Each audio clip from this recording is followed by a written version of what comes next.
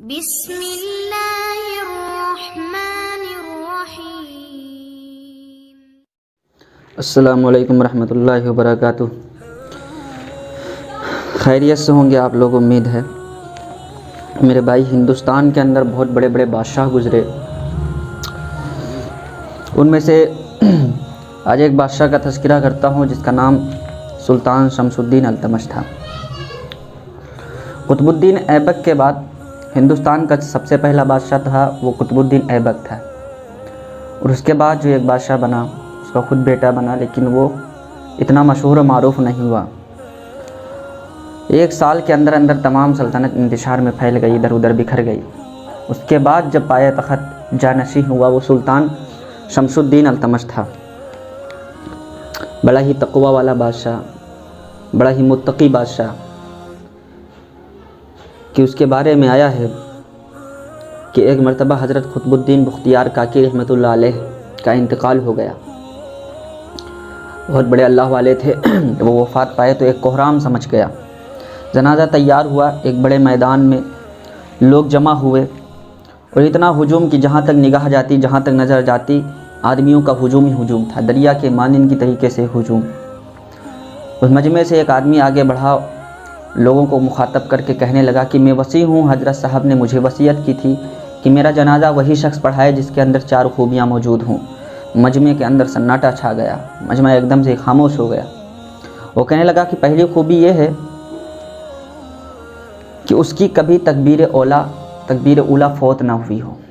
उसकी कभी तकबीर उला ना फ़ौत हुई हो। तकबीर उला कहते हैं कि इमाम के साथ नियत बांधने को तकबीर उला कहते हैं। यानी जब इमाम बांधता है अल्लाहु अकबर, उसके साथ भी पीछे अगर हम अल्लाहु अकबर हाथ में बांधते उसको कहते हैं तकबीर उला। तो क्या फरमाए कि पहली खूबी ये कि जिसकी कभी तकबीर उला ना फ़ौत हुई हो। और दूसरी खूबी ये है कि तहज्जुद की भी नमाज कभी ना कज़ा की हो। और तीसरी खूबी ये है कि उसने गैर महरम पर कभी उसकी नज़र ना पड़ी हो, बुरी नज़र न डाली हो। और चौथी खूबी ये है कि असर की सुन्नतें भी उसने न छोड़ी हो। जिस शख्स में ये 4 खूबियाँ हों वो मेरा जनाजा पढ़ा दे। जब ये बात मजमे ने सुना तो सब सन्नाटा छा गया कि कौन है जो कदम आगे बढ़ाए। भाई, इतना परहेजगार, इतना मुत्तकी कौन है जिनका जनाजा पढ़ाए। फिर यहाँ तक कि एक शख्स रोता हुआ आगे आया, हज़रत कुतुबुद्दीन बख्तियार काकी रहमतुल्लाह अलैह के जनाजे के करीब बढ़ा, जनाजे से चादर हटाई और कहा, कुतुबुद्दीन बख्तियार काकी रहमतुल्लाह अलैह, आप तो फौत हो गए, मुझे रुसवा कर दिया। मजमे के सामने अल्लाह को हाजिर नाजिर जानकर कसम खाई कि मेरे अंदर ये 4 खूबियाँ मौजूद हैं। लोगों ने देखा तो वो शख्स वक्त का बादशाह शमसुद्दीन अल्तमश था। तो इस वाक़ये से हमें ये सबक लेना चाहिए कि जो लोग कहा करते हैं कि हमें वक्त नहीं मिलता नमाज़ों के लिए, हम बहुत ही मसरूफ़ रहते हैं कामों में, हमारे पास ये काम है, हमारे पास ये काम है। बहुत सारे लोग बहाना बनाते रहते हैं कि मैं फ़लाँ ऑफ़िस में काम करता हूँ, मैं फ़लाँ ऑफ़िस में जॉब करता हूँ, या मेरे पास ये पूरे इलाके की मेरी ज़िम्मेदारी है, इस गांव की मेरे ऊपर ज़िम्मेदारी है, इस शहर की मेरे ऊपर ज़िम्मेदारी है, इसलिए मैं नमाज़ें नहीं पढ़ पाता हूँ, इसलिए मुझसे नमाज़ें क़ज़ा हो जाती हैं।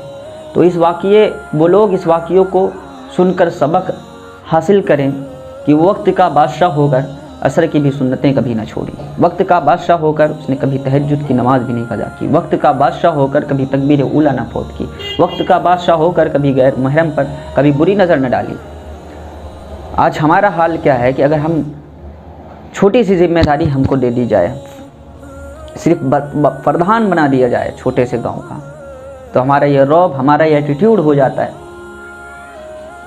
कि हमें एक लम्हा भी नहीं मिलता अल्लाह के सामने सर झुकाने के लिए। ये वक्त का बादशाह था जो उसके अंदर ये 4 खूबियाँ मौजूद थी। ऐसे नहीं मेरे भाई, अल्लाह ने यूं ही नहीं सब कुछ उनको दिया था। जब उन्होंने सब कुछ खोया, जब अल्लाह के